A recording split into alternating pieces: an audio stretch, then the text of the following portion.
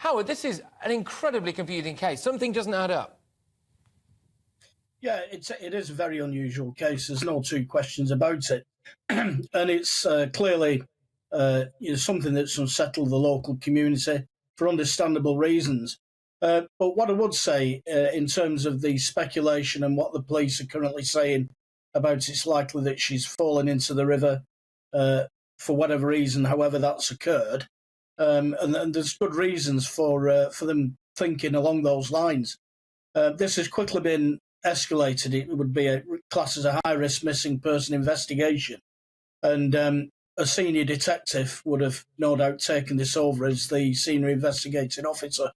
Now, they will be keeping an open mind so as not to let something what we call confirmation bias creep into the investigation, where you end up focusing on one line of inquiry or one theory as to what could have happened. So it's not guesswork. When the police are saying that they now believe, for whatever reason, she's fallen into the river, having earlier said that they don't believe there's any third-party involvement in her disappearance, that's clearly been formulated through the gathering of information and evidence following a structured investigative strategy by the SIO. I think, Howard, sorry to cut across you, just a bit pressed for time, but I think some people feel as though that might have been slightly undermined at a press conference that took place last week, where we had Superintendent there saying, well, yes, our theory is that she fell in. He then went on to say, we don't really have any evidence to back this up.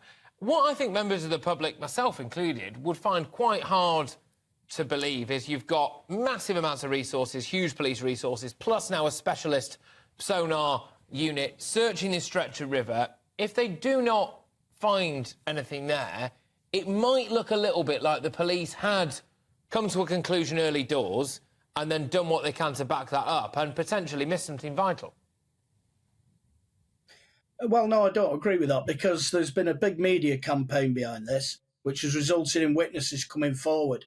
I've actually visited that area in the scene and the vicinity of the scene, and it's very open land with a big risk factor being the river itself. So that's got to form part of the police will have several working hypotheses as to what could have happened here, and have now come down fairly firmly on the side that, for whatever reason, she's fallen into the river.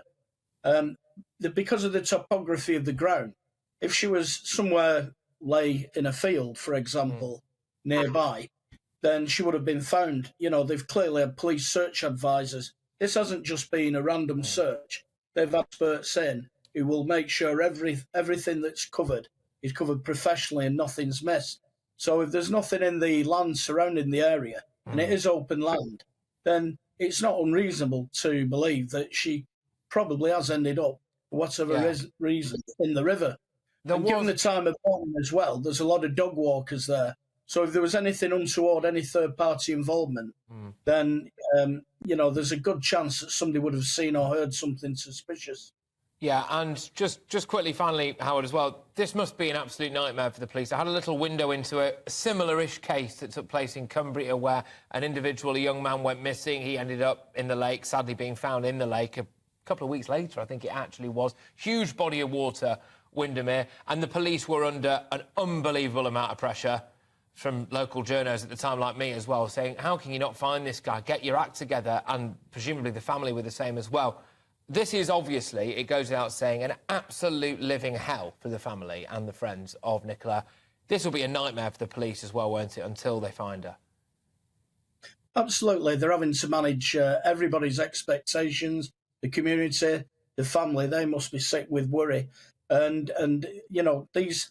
when you've got bodies of moving water, and I've dealt with cases where people have been recovered from rivers, they can travel some distance. And, no doubt that will be factoring into the expertise they get in to help them search the river. There'll be tributaries that run off it, and ultimately it ends up moving towards an estuary. So, it's not untenable that she might not be found for some time.